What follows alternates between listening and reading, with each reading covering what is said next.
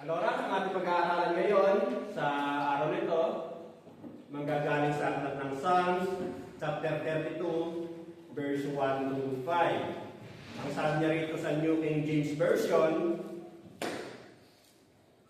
"Blessed is he whose transgression is forgiven, whose sin is covered.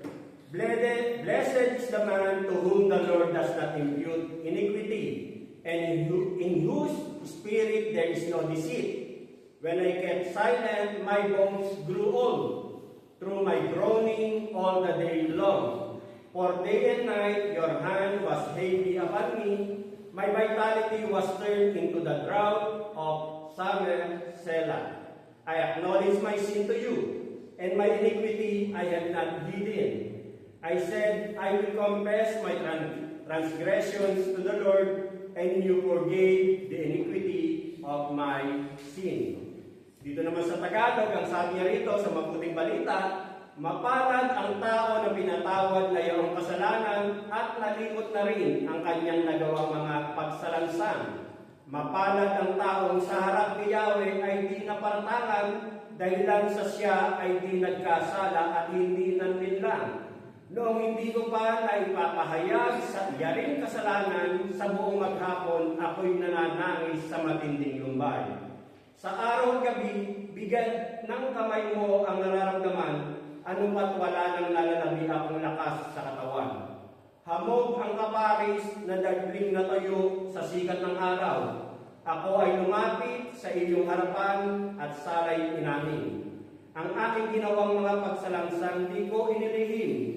Pinagpasyahan kong ang lahat ng ito sa iyo'y idaing, at aking natamo ang iyong patawad sa sala kong angkin." Ang mensahe ng Panginoon sa oras nito ay may titulong Tainted. At bago po tayo magpatuloy, manalangin po muna tayo. Purihin ka, sambahin ka, O Diyos, sa Espiritu at katotohanan. Ama, banal ka, dakila ka, Panginoon, all-knowing ka, Panginoon. Wala po kaming may lilihim sa iyo, Panginoon, sapagkat tunay nga na omnipresent ka. Naririyan ka sa bawat oras at sandali ng aming buhay. Sa mga nakalipas na araw at sandali ng 10 linggo, naririyan ka, Panginoon. Maging ang aming iniisip, sinasabi, ginagawa, Panginoon, ay hayag sa iyo, Panginoon. Kaya minsan pa, O Diyos, kami naririto. Patuloy namin kinikilala ang iyong kabanalan, Panginoon. Lord God, kaya patuloy po kami lumalapit na tunay nga, Lord God, anumang balakid sa oras ito, mga pagkakasalang, maaari maging hadlang, Lord God, ito po yung aming nilalapit sa iyo. Humihingi kami, Panginoon, ng paglilinis, upang nang sa kayo wala pong maging balakid sa mga sandaling ito, upang malaya kang makapangusap sa bawat isa sa amin, Panginoon. Lord God, ikaw po ang Alpha, ikaw po ang Omega, ikaw po, O Diyos, ang may control sa lahat ng mga bagay, Panginoon. At tunay nga, O Diyos, na ang lahat ng bagay ay nagkakalait-lait para sa ikabubuting, Panginoon, ng iyong hinirang, Panginoon. Kaya minsan pa sa oras ito, O Diyos, dalahin ko, O Diyos, na patuloy mong gamitin na iyong balingkod bilang instrumento, Panginoon, na maihayag ang nais mong ituro sa iglesia ito, O Diyos.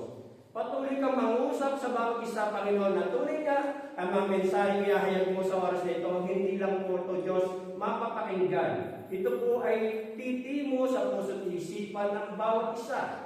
At tunay nga na gamitin, Panginoon, ang paalala mo sa pamamagitan ng mensahe na ihahayag sa mga sandaling ito, Diyos. Manguna ka, Panginoon, sa bawat isa sa mga sandaling ito, Diyos. Lord God, minsan ba, patuloy ko nga pong pinagkakatiwala, Panginoon, ang katagumpayan, Panginoon, ng kabuuan ng mensahe sa mga sandaling ito, Diyos. Sa ilang pong papuri, sa ilang pong parangal, sa tayong pangalan lamang ng iyong anak si Jesus, ng Panginoon, at sarili tayo pagligtas. Amen. At dito nga sa ating pag-aaralan, Tainted. Yung pinag-aaralan natin last week, kung baga kung maaalala natin, ang sabi nga sa Isaiah 55, verse 8 and 9, ang sabi nga niya rito, "For my thoughts are not your thoughts, neither are your ways my ways, saith the Lord. For as the heavens are higher than the earth, so are my ways higher than your ways, and my thoughts than your thoughts." Makikita natin, bilang paalala, review ng content sa ating pinag-aralan last week, na malinaw na magkaiba ang way of the Lord sa way of man. Magkaiba ang kaparaanan ng tao sa kaparaanan ng Diyos. Ngayon, sa mensahe nating pag-aaralan, ang sabi nga dyan, tainted. Ano nga ba ibig sabihin ng tainted? Ang sabi sa Merriam-Webster, magiging Google, ang sabi nga niya rito, spoiled, damaged in quality, taste, or value. The term tainted refers to something that is spoiled. Ibig sabihin, nadumihan, nasira, damaged in quality, taste, or value. It can also be altered from a pure state or condition. Yung pagiging malinis, ibig sabihin, nadumisan, ika nga. State or condition often due to contamination by dirt, impurities, or harmful organisms. For example, food can be tainted if it is left or too long. Magkakatulad ng bawang pagkain, kumbaga pag napabayaan mo, may mga papasok na bad organisms, mapapanis, masisira. Kumbaga spoiled na siya. Maging sa reputasyon ng tao. Sabi nga niya rito, or a reputation can be tainted. Maging sa reputasyon ng isang tao, pwede siyang madumisan. Ika nga, by negative associations. Ika nga. At dito, kumbaga, ibig sabihin, sa buhay natin, pwede kang madumisan sa pamamagitan ng kasalanan. At dito, sa ating kaparaanan, ang sabi nga, kumbaga, may way of man, may way of God. Kumbaga, minsan, sa pagharap sa kasalanan, kadalasan, ang ginagawa natin ay yung kaparaanan ng tao. Ano yung kaparaanan ng tao? Na parang itinatago to, kino-cover up, kumbaga pilit na itinatago, o minsan itinatanggi, pero merong nangyayari. Ika nga. Yan ang kaparaanan ng tao. At dito makita natin na, kumbaga, hindi mo alam na yung tingin sa'yo, nadudungi sa kalapanan. At dito, malinaw na sinasabi sa 1 John chapter 5, verse 16, if anyone sees his brother committing a sin not leading to death, he should ask God who will give life to those who commit this kind of sin. There is a sin that leads to death. I am not saying he should ask regarding that sin. Kung mga malinaw na sinasabi, pinapaalala ni John na may kasalanan sa John na talagang hahantong sa kamatayang spiritual. At dito, makita natin na ibig sabihin, kung alam mong may kasalanan, kumbaga, hanggang agapan mo na. Huwag mong palayaan na manatili sa mali. Ika nga. Ipanalangin mo, ituwid mo, gamutin mo ang pagkakamali. Ika nga. Kasi nga, kadalasan ginagawa ng tao, nagpapatay mali siya. Kumbaga, tainted. Pero dapat natin maalala na, kumbaga, ang kaaway, naririyan lang. Nag-aabang. Gustong-gusto ng kaaway na he comes to steal, kill, and destroy. Gusto kanyang pabagsakin, sirahin. Nandiyan lang ang kaaway, nag-aabang. Pero kung ang gagawin natin ay ang way of God, kumaga, at ito yung ninanais ng Diyos na tayo mga Kristiyano na dapat magkaroon tayo ng desire na sundin natin ang kaparaanan ng Diyos at hindi ang kaparaanan ng tao. Kasi kung ang kaparaanan ng Diyos ang ating susundin bilang mga Kristiyano, kumbaga, maalis ang sakit at hindi ka tuluyang masisira o manlulubaypay.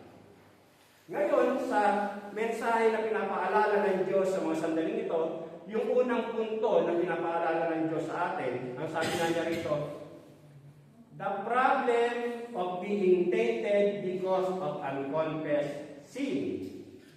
Yung problema na nadudungisan ka dahil merong pagkakasala na hindi inaamin, ika nga. Ang sabi nga dun sa verse 3, kasi verse 3 and 4 yung ating tinutukoy sa unang punto na to, when I kept silent. Kung ganoong ako'y Itinatago pa, hindi ko pinapahayag. Ang sabi ni David. Kasi itong Psalms natin pinag-aaralan, kumbaga si Haring David nga ang siyang may sulat nito. Dito pinapahayag na this is a description of a troubled person in need of healing and forgiveness. Isa siyang paghahalin tulad ng isang tao na nangangailangan ng kagalingan at kapatawaran. Kasi itinatago niya. Meron siyang kasalanan itinatago. At dito, ang sabi nga, unconfessed sins produces real problems.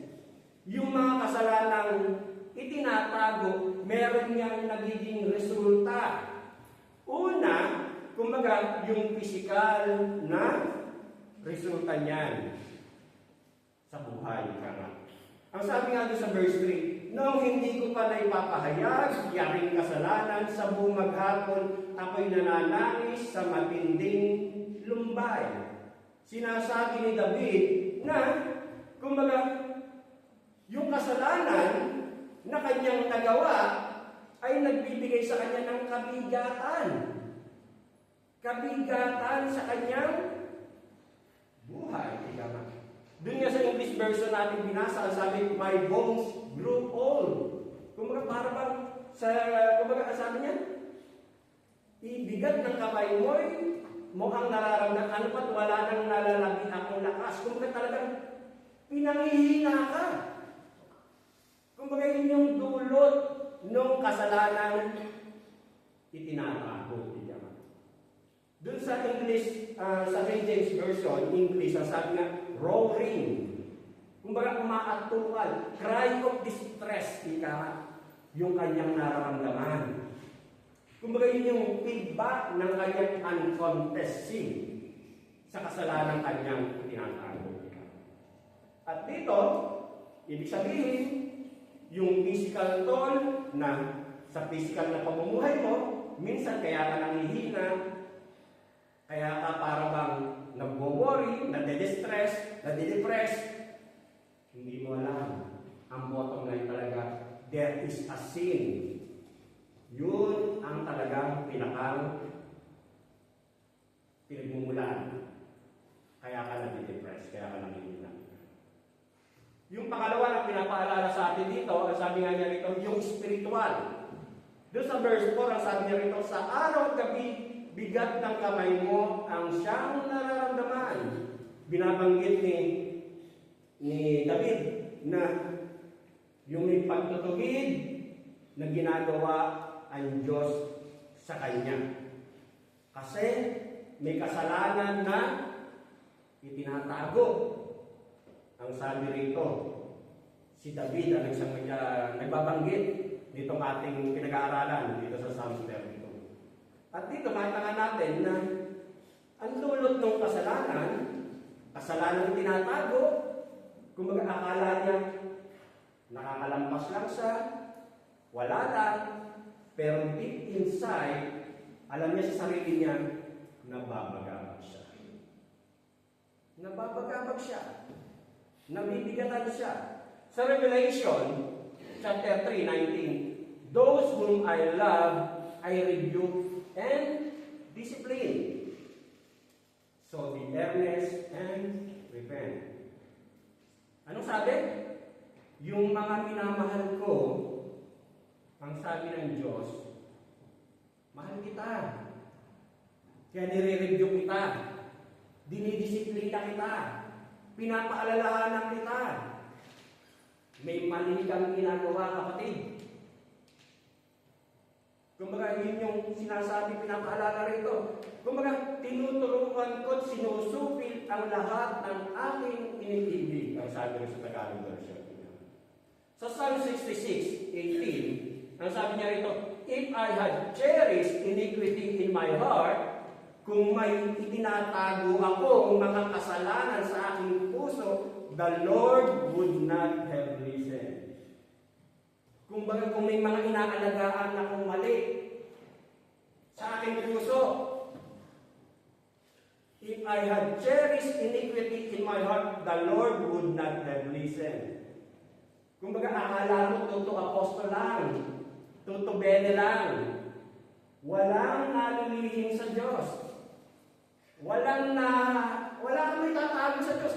Maaaring sa amin, pwede kang makapagtago, kasi hindi namin alam ang personal mong buhay. Pero sa Diyos, hayag ang lahat. Wala kang pwedeng itago. At dito, sabi nga niya rito, kumbaga, nahadlangan ang blessing sa buhay mo. Kaya siguro kaya ganyan ang sitwasyon mo, kasi meron kang lihim na kasalanang ginagawa.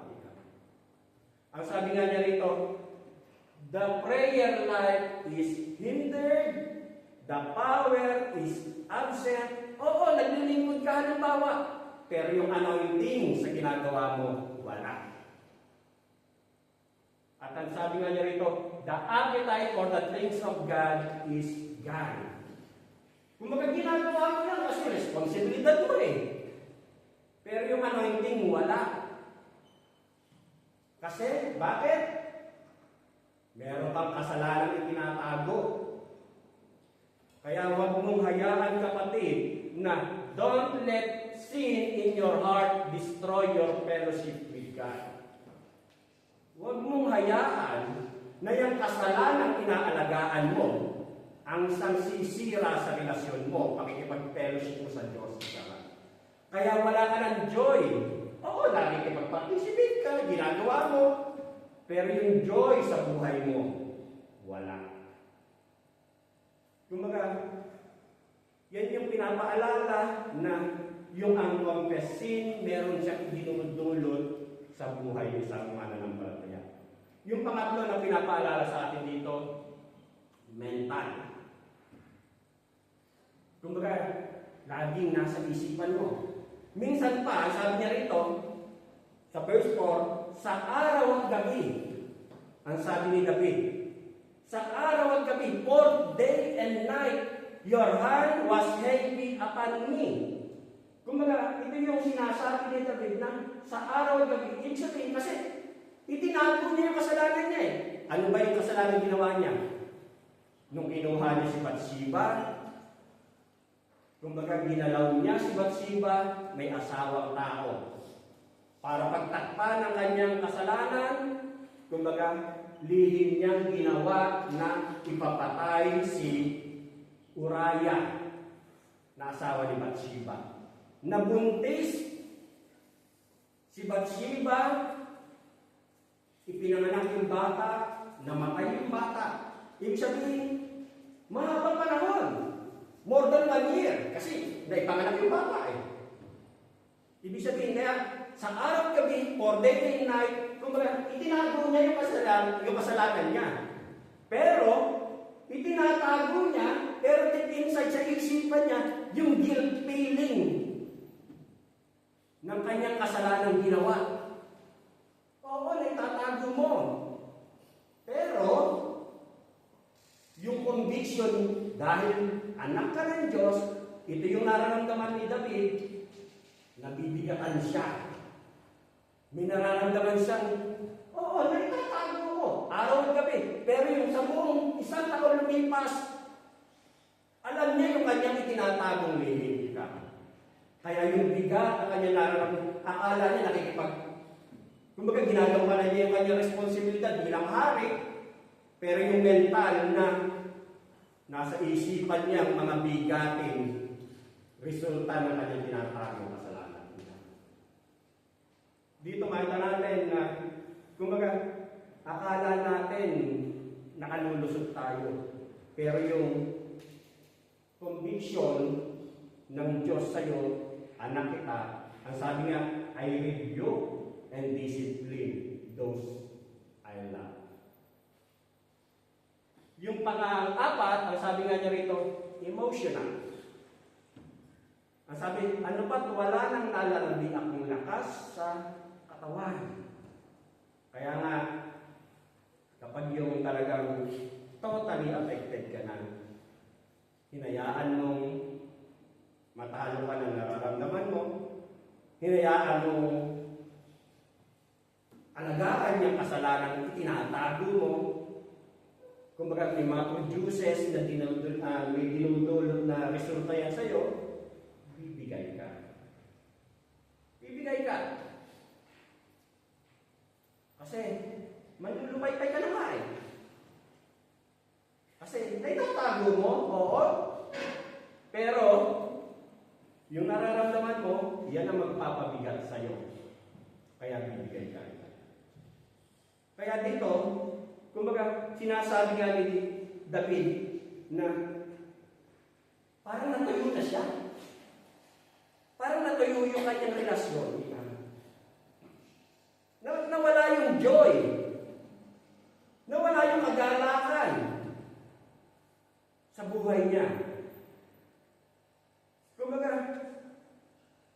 oo, nakakalampas ka kasi tinatago mo yung mali mo, pero ikaw, na may relasyon, ikaw at ang Diyos, parang wala na yung joy. Wala na yung joy sa relasyon mo sa Diyos. Nawawala. Kaya nga sinabi ni David sa Psalms 51:12, restore to me the joy of your salvation. Yung kaligtasan mo, hindi yan mawawala. Hindi yan mawawala. Kasi biyaya yan. But, yung joy ng kaligtasan meron ka, ang siyang natutuyo. Kaya, restore to me the joy of your salvation and uphold me with a willing spirit. Kumbaga, manumbalik nawa. Manumbalik nawa. Ano kailangan mong gawin? Kasi, kumbaga, yan yung mga resulta nung itinatago kasalanan. Yung pangalawa na pinapaalala sa atin dito, the pattern not to become tainted of sin. Yung kailangan natin gawin para wag tayong madungisan ng kasalanan. Doon sa verse 5, ang sabi niya rito, I acknowledge my sin to you, and my iniquity I have not hidden. I said, I will confess my transgression to the Lord, and you forgave the iniquity of my sin. Kumbaga sabi, I will confess my transgressions to the Lord. Kumbaga may itinuturo ang Diyos sa mga sandali ito para huwag tayong mamakyahan. Huwag tayong madumisan ng kasalanan. Yung tatlong words na pinapaalala rito ni David, yung una, ang sabi niya rito, confess. Pag sinabi mong confess, when we confess our sin, we are throwing it down before the Lord. Ibinibigay mo lahat sa Panginoon. Ibinubuhos mo lahat sa Panginoon. Yun ang confess. Kumbaga, kung may pagkakamali ako, ibibigay ko lahat sa Diyos.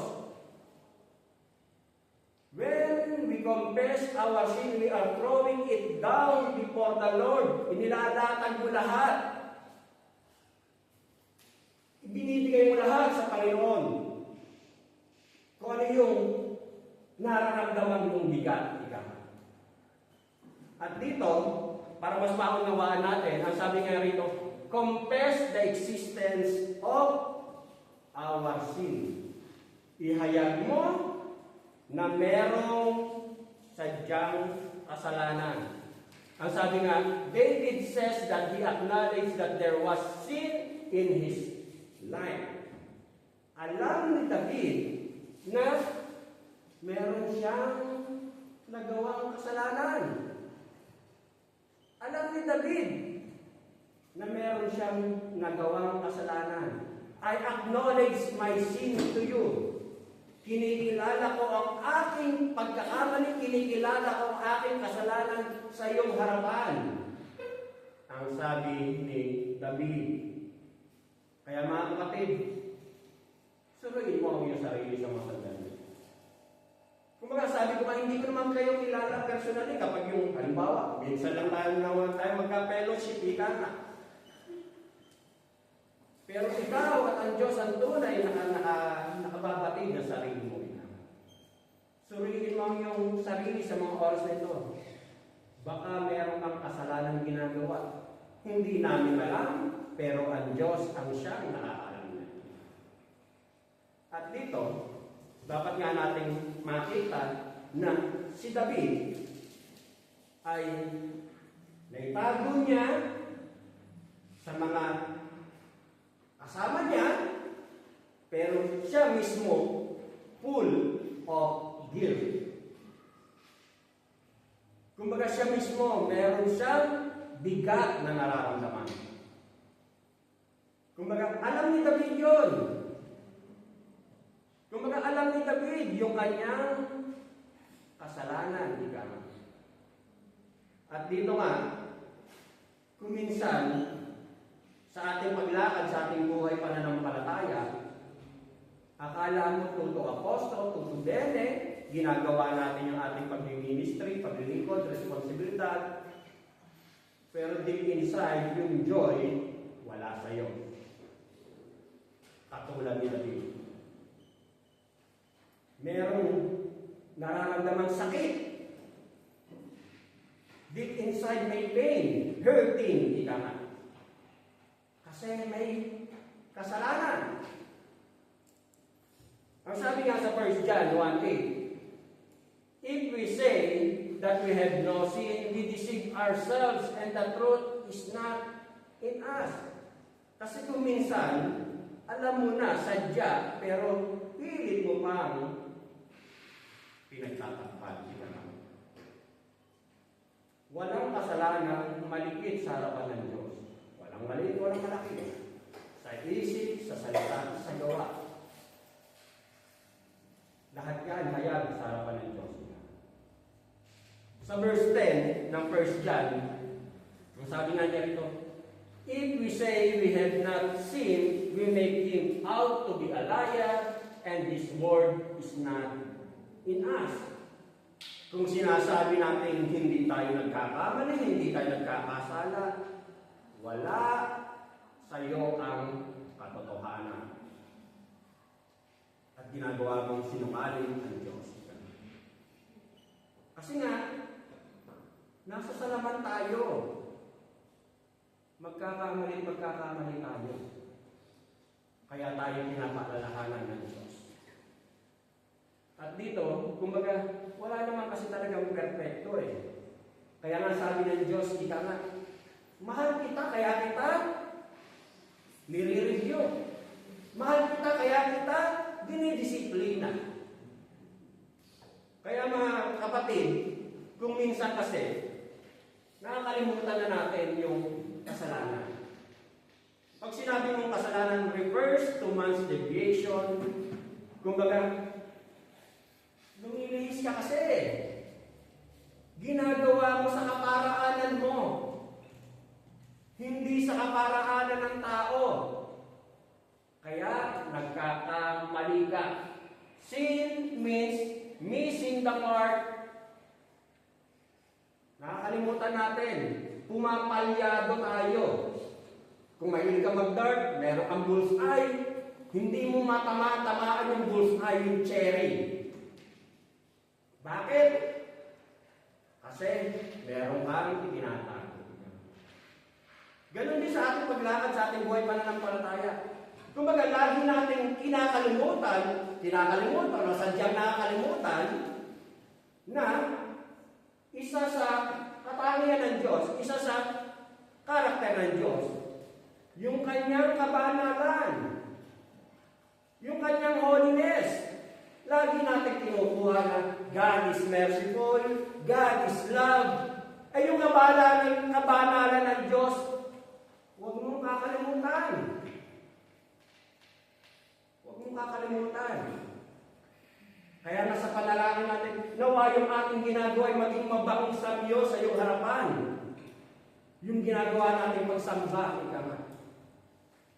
Kumbaga, yung kasalanan, kapag inaalagaan mo yan, yan ang sisira sa'yo. Sin corrupt, sinful youths, yan ang magpapaduwi sa'yo. Huwag mong hayaan na yung kasalanan manatili. Pinapaalahanan tayo ng Diyos sa mga sandaling ito. Nire-review tayo, dinidisiplina tayo. Kumbaga, nakakalimutan natin, we are missing the target that we are Christians. Kristiyano tayo. Kumbaga, Kristiyano tayo, may Kristo tayo sa puso. Sinasabi natin Kristiyano tayo, pero hindi mo alam, tainted na pala ang tingin sa'yo ng Diyos. Tainted na pala ang tingin sa'yo ng kapwa mo. Bakit? Kasi hindi ka nagiging totoo. Kumbaga, ang nire-resemblance natin, Christians I am nothing without Christ. Kaya nga makita sa atin na tayo may Kristo sa puso. Kumbaga makita sa atin yon. Kumbaga, hindi mo alam, tainted na pala ang tingin sa'yo ng kapwa mo. Kasi, wala naman lihin na hindi mahayag eh. Maaaring may tago mo yan ng ilang panahon, pero aalingasaw at aalingasaw mo. Kaya nga mga kapatid, Kristiyano tayo, nawa makita sa atin kung sino nga ba yung dinadala natin. Sa 2 Thessalonians 1, that the name of our Lord Jesus Christ may be glorified in you. Nawa ang pangalan ng ating Panginoon sa Kristo ay madakila sa pamamagitan mo. Paano madadakila kung ang pamumuhay mo ay tainted na? May grace pala tingin sa iyo. And you in Him according to the grace of our God and the Lord Jesus Christ. Yung pangalawa na pinapaalala sa atin dito, confess the extent of our sin. Aminin mo yung epekto ng laki o lawak ng pagkakasalang nagagawa mo. Kailangan natin maging honest. Kailangan natin maging sincere sa ating sarili. Sin prevent us from being servant of God we ought to be. Ano sabi? Sa pamamagitan ng kasalanan, nahadlangan ng kasalanan, yung dapat na maging ikaw bilang isang lingkod ng Diyos. Nahadlangan nung kasalanan na kung ano yung dapat na maging ikaw bilang isang lingkod ng Diyos. Sin prevent us from being servant of God we ought to be. Kung maaalala ka natin, yung sabi nga doon sa Leviticus, di ba? Ito yung magkapatid na si Nadab at si Abiho. Ang sabi sa Leviticus 10:1-3, si Nadab at Abiho, dalawang anak ni Aaron ay kumuha ng insensaryo kasi nga naglilingkod sila, saserdote sila. Naglilingkod sila kay Yahweh. Dalawang anak niya, Aaron ay kumuha ng insensaryo, nilagyan ng apoy at nagsulog ng kamanyang at humarap kay Yahweh. Kumbaga, naglingkod sila, nagministry sila sa harapan ng Diyos.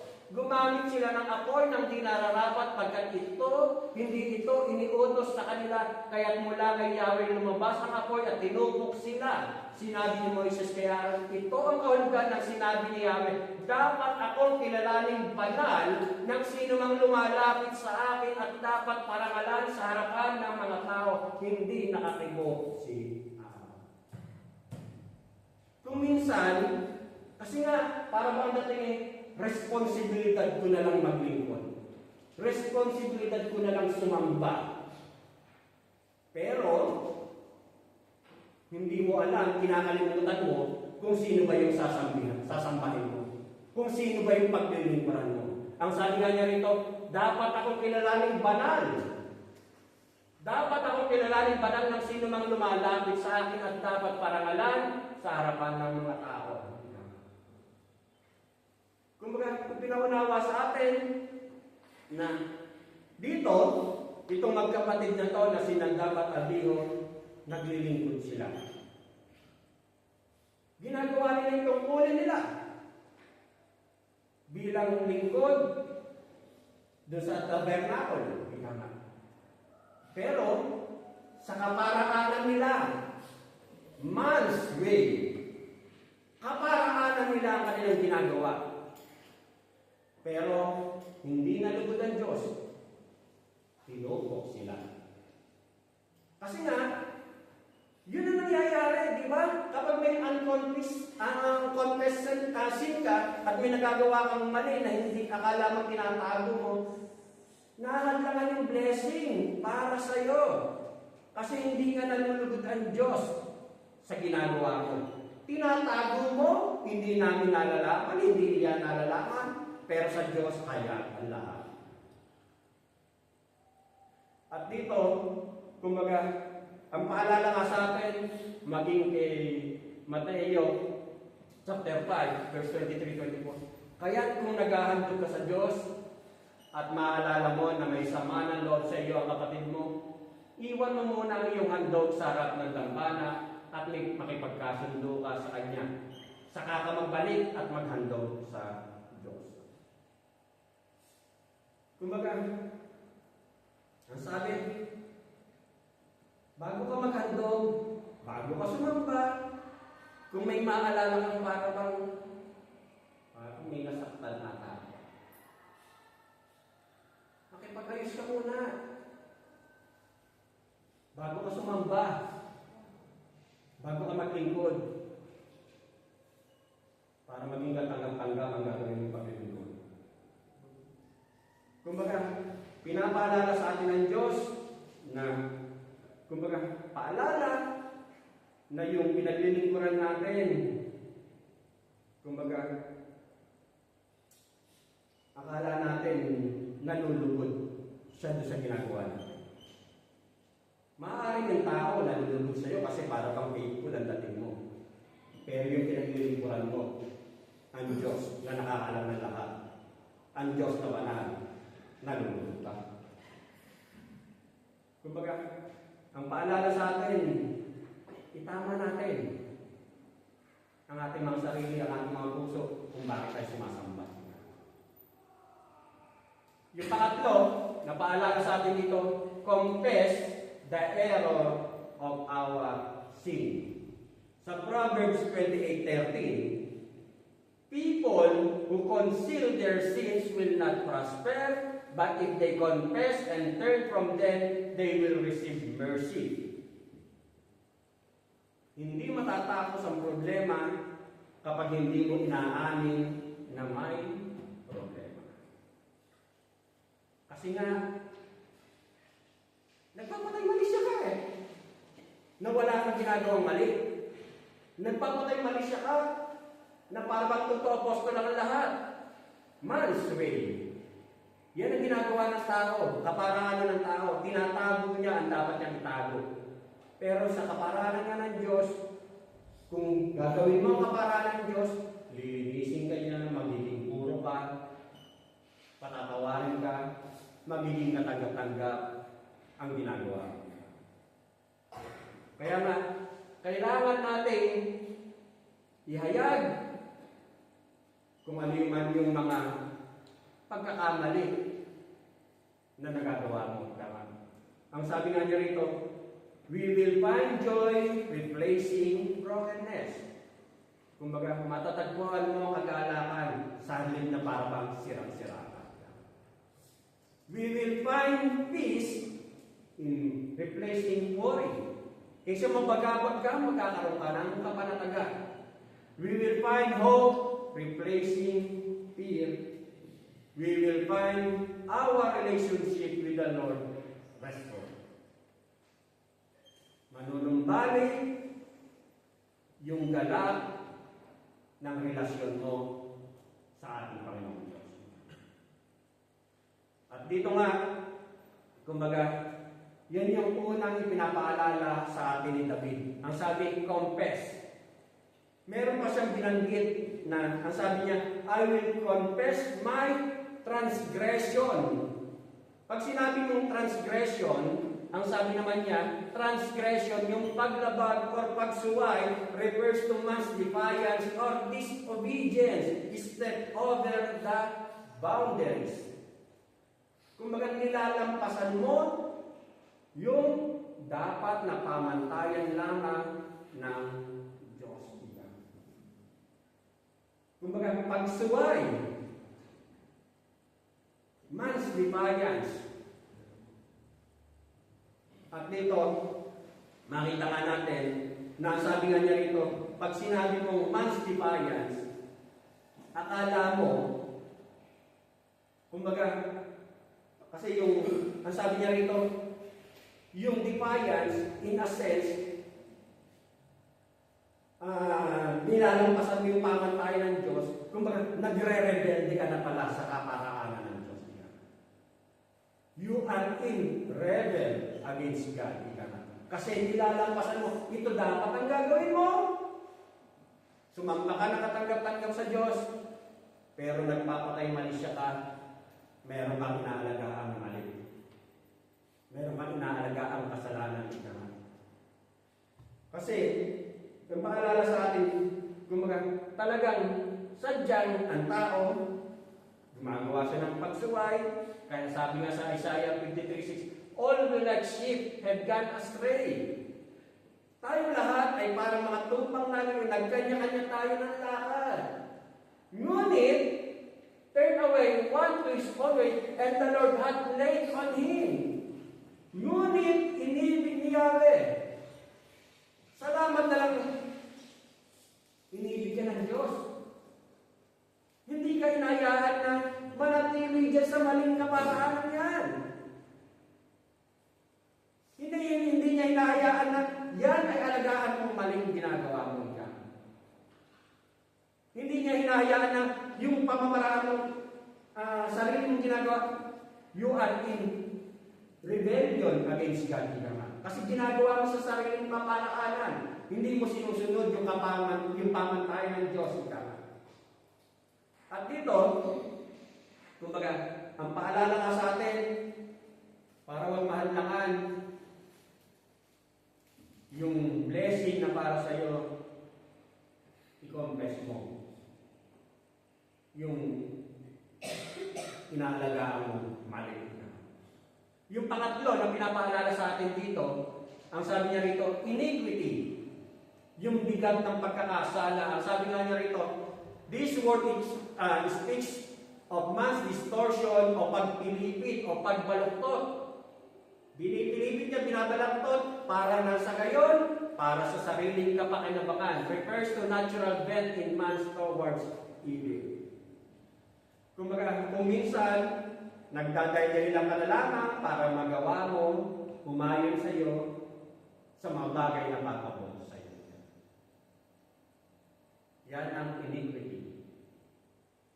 Kumbaga, pilit mong yun sinasabi kapag yung nagme-mensahe, kapag hindi ka atento sa preacher, kumbaga yung wrong context na tinatawag. Pag hindi ka atento, ganun din ang ginagawa mo. Yung wrong context, pinipilipit mo para kumapos sa'yo. Kaya nga dito, ang paalala sa atin, kumbaga, huwag nating hayaang maging tainted tayo. Sa Romans 7:7-13, ang sabi nga niya rito, ang ibig bang sabihin nito ay, ang kautusan pa ang siyang sanhi ng kasalanan? Hindi. Gayunman hindi ko sana naalaman kung anong kasalanan kung hindi dahil sa kautusan. Kasi akala mo yung apostolan. Pero nariyan yung pamantayan ng Diyos na mali kasalanan yung ginagawa mo. Kung hindi sinabi ng kautusan, huwag kang mag-iimbot, hindi ko sana nakilala kung ano ang pag-iimbot.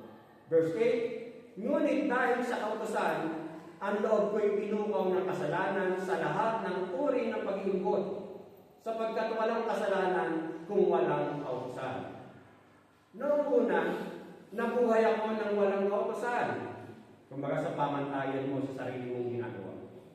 Datapot, nang malaman ko ang utos, nabuhay ang kasalanan. At ako ang namatay. Ang utos din, ito na dapat sana magdulot ng buhay, ay nagdulot sa akin ng kamatayan. Verse 11, sapagkat kinasangkapan ng kasalanan ang utos upang ako'y dayain. At sa gayon, napatay nga niya ako. Verse 12, ang kautosan ay banal. At ang bawat utos ay banal, matuwid at mabuti. Ibig bang sabihin, ang mabuting bagay pa ang nagdulot sa akin ng kamatayan? Ang sabi niya rito, hindi. Ang kasalanan ang pumatay sa akin sa pamamagitan ng mabuti. Sa pamamagitan ng utos, sa gayon napatunayan kung gaano kasama ang kasalanan. Kumbaga, ipinapaalala, akala mo tama yung ginagawa mo, kasalanan na pala. The Lord wants us to be honest. Until you are willing to do that, you will never experience His forgiveness. Paano ka nga naman ba patatawarin kung hindi ka naman humihingi ng patatawaran? Kaya, katulad halimbawa, kasi nga, kung minsan nakakalimutan na natin o sadyang kinakalimutan natin ang kabanalan ng Diyos. Diba? Nakakalimutan o sadyang kinakalimutan. Banal ang Diyos. Katulad ng bawa, ano ba ang gawain? Ano ba ang ginagawa pagpahayag natin? Word of God. Salita ng Diyos. Ano ba ang Holy Communion? Holy Communion. Kung minsan hindi na natin naintindihan kung anong ibig sabihin ng ating ginagawa,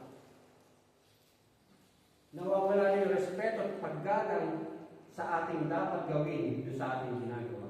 Kung ano-ano mga distraction ang ginagawa natin. Kumbaga, mga paalala na binibigay ng Diyos sa mga sandali. Ito. Pangatlo, ang sabi nga niya rito, the pattern of that being tainted of sin. O yung kapangyarihan o lakas kapag hindi ka namamakyahan o naduduplisan ng kasalanan. Sa verse 1 and 2, ang sabi nga niya rito, mapalad ang tao na pinatawan na iyong kasalanan. At nalimot na rin ang kanyang nagawang mga pagsalansan. Mapalad ang taong sa harap ni Yahweh ay di naparatangan dahilan sa siya ay di nagkasala at hindi nanlinlang. Mapalad ang sabi ni David. Sa English, ang sabi niya kanina, blessed. Mapalad. Pag sinabing blessed, happy. May kagalakan, hindi ka nga. Pinagpala. Pinagpala ka, kapatid. Bless ka. Kasi inamin mo yung pagkakasala mo, pinatawad ka. Mapalad ka. Ngayon, paano ka patatawarin kung hindi ka, kung meron kang unconfessed sin na tinatawag ka? Kaya yung sabi niya rito, mapalad ang tao na pinatawad na iyong kasalanan.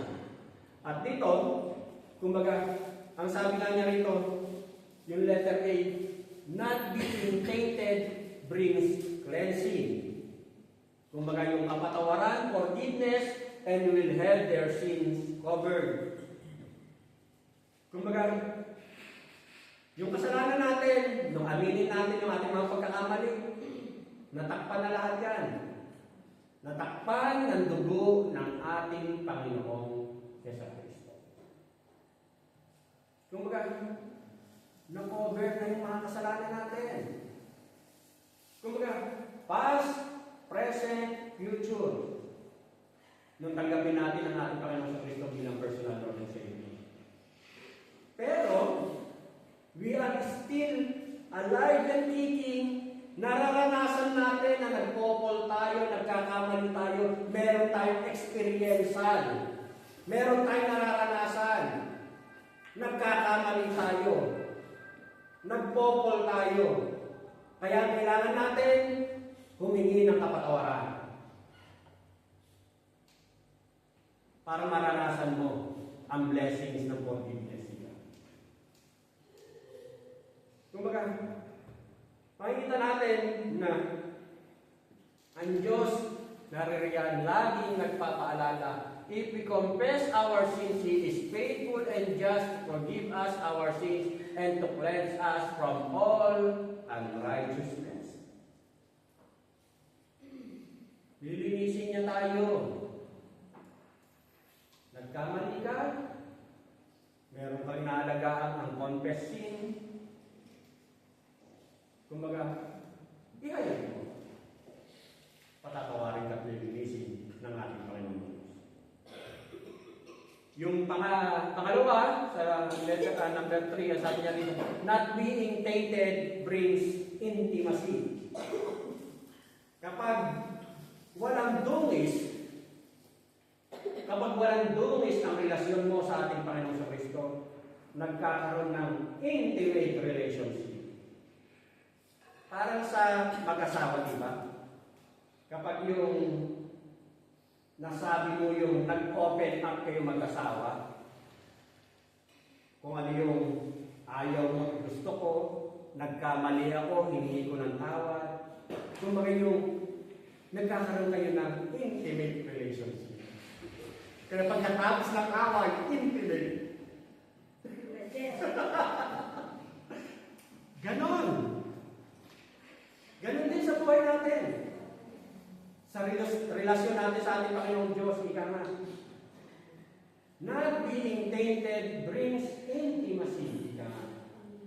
Yung closeness, there are no barrier, walang nagiging hadlang between us and God. Walang hadlang, walang balakid. Kasi ano yung nagiging balakid? Yung kasalanan. Ngayon, dahil lang kinonfess mo na, yung kasalanan, wala nang balakid. Wala nang hadlang. At kapag wala nang balakid, yung relasyon nyo ng Diyos, mas nagiging intimate. Kahit sa mag-asawa, di ba, sabi ko nga, kapag may problema, nagkaayos kayo, niresolve nyo, nababalik ang intimate relationship. Sa James 4:8, come near to God and He will come near to you. Kumbaga pinapaalalahanan tayo ng Diyos, kumbaga aminin natin. Kumbaga para manumbalik yung intimacy ng relasyon natin sa Diyos. Kumbaga, malaya. Walang hadlang. Walang barrier. Kaya nga sa ating paglilingkod, sa ating paglakad, sa ating relasyon sa Diyos, kumbaga sa pagmiministry, sabi nga, dapat founded ka ng intimacy sa Diyos dahil kapag hindi ka malalim sa relasyon sa Diyos, siguradong gagawin mo yung ministry mo to please yourself and to prove yourself to others. Ang dapat talagang malalim na relasyon, ikaw at ang Diyos. Huwag mong gawin para kay pastor, huwag mong gamitin dahil gawin para sa kapatiran, huwag mong gawin dahil sa nakikita mo na ibang kapatiran. Ginagawa mo kasi yun ang nararapat na standard ng Diyos. Yun. Huwag mong i-prove para sa sarili mo. Ginagawa mo para sa relasyon sa Diyos. Yan ang siyang pinapaalala sa atin. Para na sa gayon, kumbaga manumbalik yung joy ng ating ginagawa para sa ating Panginoon. Sa letter C, not being tainted brings consecration. Ibig sabihin, malinis. Kumbaga, pure. David says that the forgiven person has no guile in his spirit. Ang tinuturo ni David dito sa Psalms na pinag-aaralan natin, na kapag pinatawad na ang isang tao, kumbaga wala na rin yung guile o yung guilt. Ang sabi niya rito, yung walang panlilinlang, walang pandaraya sa kanyang sarili. Ibig sabihin, totoo. Totoo yung kanyang ginagawa. Kumbaga, the whole life grows cleaner and more holy before God. Nagiging katanggap-tanggap na tunay sa Diyos na ating pinaglilingkuran. Sa buhay Kristiyano natin, kumbaga, kung minsan o madalas, ang lagi natin tinitingnan si kapatid. Nakakalimutan natin yung ating sarili. Ang hilig natin tingnan si kapatid, ay yung sarili ko tinitingnan mo. Yun. Lagi natin nakakalimutan yung ating sarili.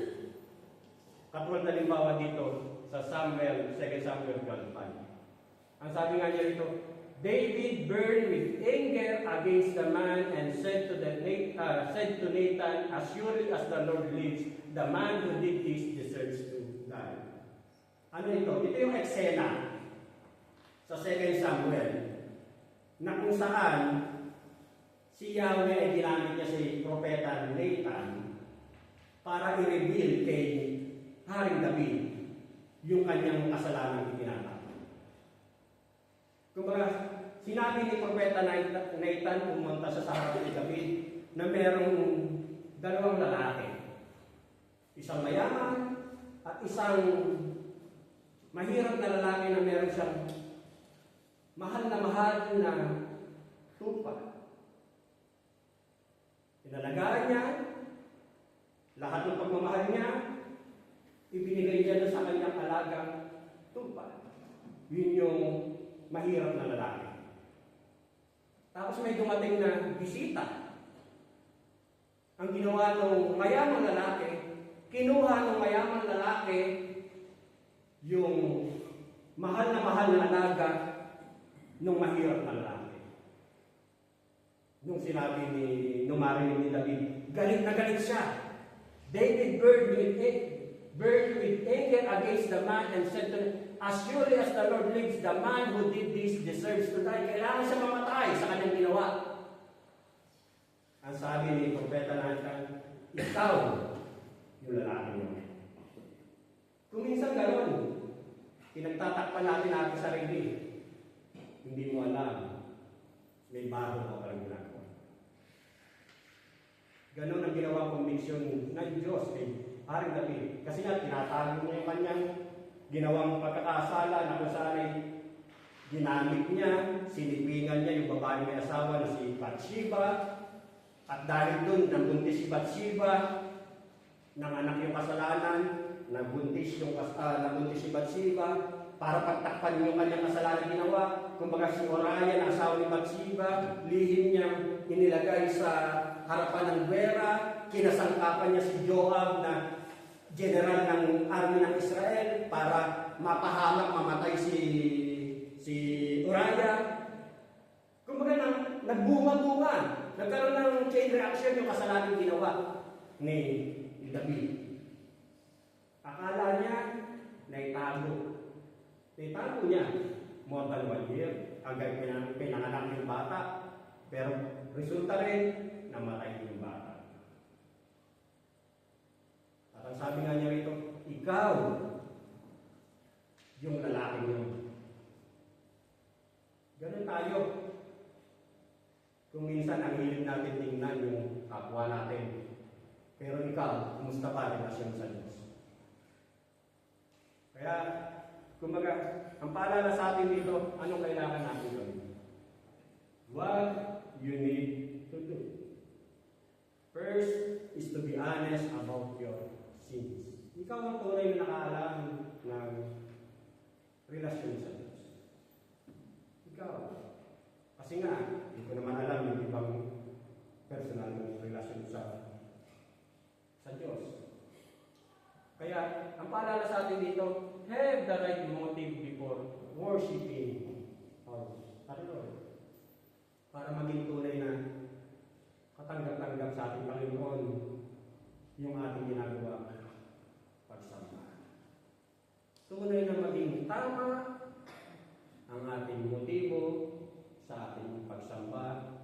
ating paglilingkod. Ang sabi nga kanina, kapag ginagawa niya yung kanyang paglilingkod, pero hindi nalulod ang Diyos,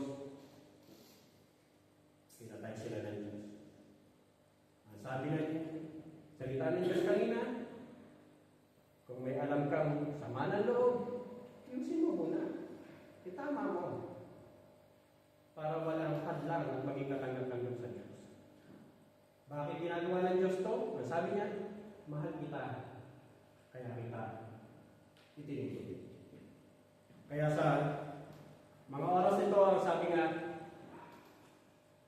sa ating pagtatapos, kung maaalala natin, sa John, chapter 8, 10 to 11, ito yung eksena na may babaeng nahuli sa pakikiapid. When Jesus had lifted up himself and saw none but the woman, he said unto her, Woman, where are those thine accusers? Hath no man condemned thee? She said, No man, Lord. And Jesus said unto her, Neither do I condemn thee. Go and sin no more.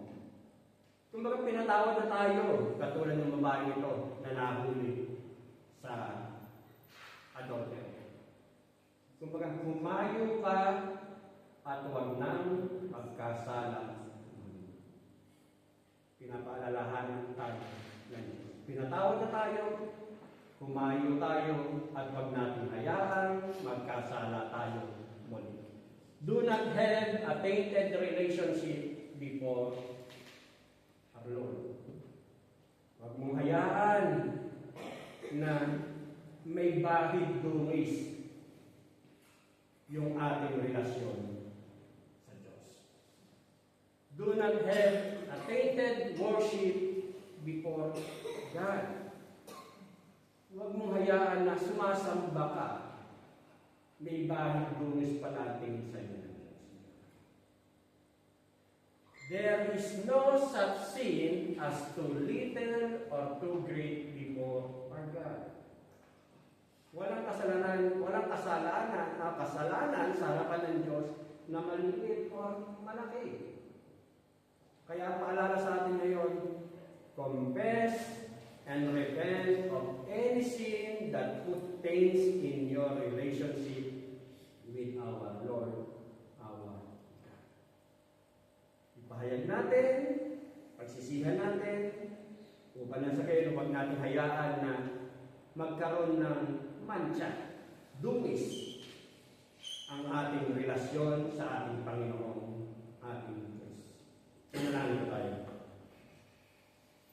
Lord God, maraming salamat po sa oras nito. Salamat po sa mga paalala mo. Tunay nga, O Diyos, na sa mga oras nito, pinaalala mo na banal ka, Panginoon. At nais mong lumakad na may kabanalan ang iyong mga hinirap, Panginoon. Kaya nga po sa mga oras sandali na kami nagpopol, nagkakasala, patawag naman daan po, Diyos. At andalain mo ako, Diyos, na tunay nga na pakalinisin mo kami, Panginoon.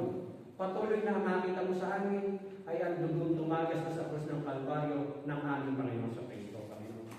Isang biyaya lang ang lahat ng ito kung bakit po kami nakalalapit at naiintindihan namin ang mga paalala mo, Panginoon. Kaya minsan pa, dalayan ko na sa mga oras sandali na kami nagkakasala. Lord God, tulungan mo nga po kami na sa pamamagitan ng paalala nito. Lord God, pamuhay po namin. Gamitin po namin. I-apply po namin ang mga katotohanan ito upang na sa gayon wala pong maging bahid duwis ang aming paglakad sa aming relasyon sa iyo, Panginoon. Maging sa aming pagsamba, tunay nga na maging mabangon sa iyo sa iyong harapan ang aming ginagawa ng pagsamba, Panginoon. Maraming salamat po, Diyos, sa oras ito. Ito po, Diyos, ang aking samdalangin na may pasalamat. In Jesus' name I pray.